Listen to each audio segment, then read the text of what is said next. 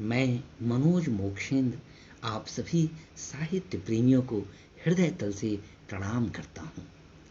आज मैं घर शीर्षक से एक कविता का वाचन करने जा रहा हूँ। यदि यह कविता पसंद आए तो इस चैनल को सब्सक्राइब करते हुए इसे लाइक अवश्य कीजिएगा। अपनी टिप्पणियाँ भी कमेंट बॉक्स में ज़रूर दीजिएगा। तो लीजिए, मैं घर शीर्षक से इस रचना का पाठ कर रहा हूं। जागते जागते थक कर घर भी सोते हैं बस कुछ दुर्लभ मौकों पर, जबकि लोग गए होते हैं अन्यत्र किसी जलसे या जश्न में शिरकत करने या किसी पर्वतीय देवी का दर्शन करने या किसी अपने की मौत पर पूरे 13 दिन मातम मनाने।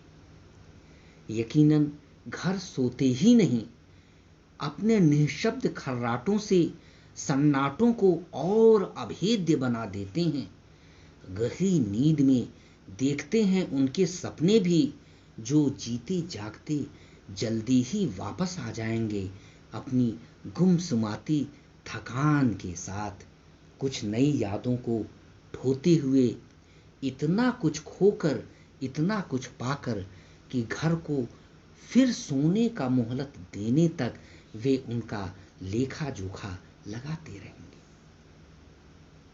सोते हुए घर के ख्याल में वापस आने वालों की छायाएं ही नहीं डोलती हैं, उन छायाओं के स्वर्गीय पुरखों के साए भी होते हैं। डरे सहमे हुए, हक बकाते हुए उन कबूतरों से जो निद्रारत घर के रोशनदानों से घर में घुसकर फड़फड़ाते हैं और सोते हुए घर की नींद उड़ा देते हैं। क्या देखा है कभी घर को करते हुए चुगलबाजी, जबकि स्कूल से लौटे बच्चे धड़ धड़ धम धम भागते हुए छत पर कटी पतंग लूटते हैं। ट्यूशन पढ़ने जाने की चिंता में तब यक बयक क्यों छूट जाती है उनके हाथ से पतंग की डोर।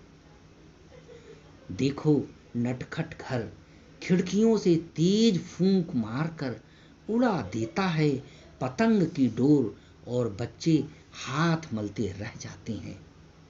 तब घर किलकारियां मारता है पछताते बच्चों की हताशा पर, तालियां बजाकर चिढ़ाता है उन्हें।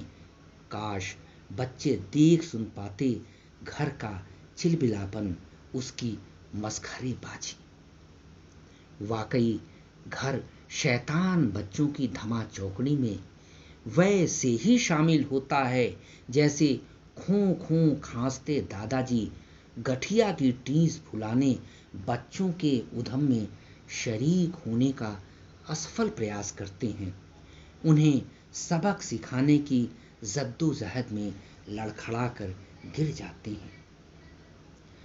उम्र दराज घर के नटखटपन को आइस बाइस खेलते बच्चे और धारदार बना देते हैं और ऐसे में घर भूल जाता है अपने भीतर की टूटन चरमराहट और बरसों का सीलन भरा दर्द।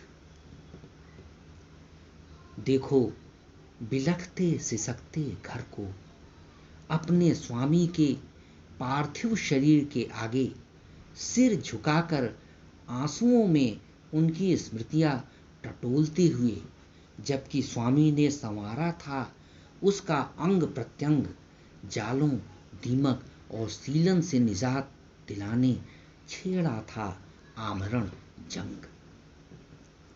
देखो शोकातुरों के गम में घिघियाता घर किस कदर शामिल है, उसके बंधु बांधवों की तरह नाप रहा है गम की गहराई अपनी विस्फरित आंखों से।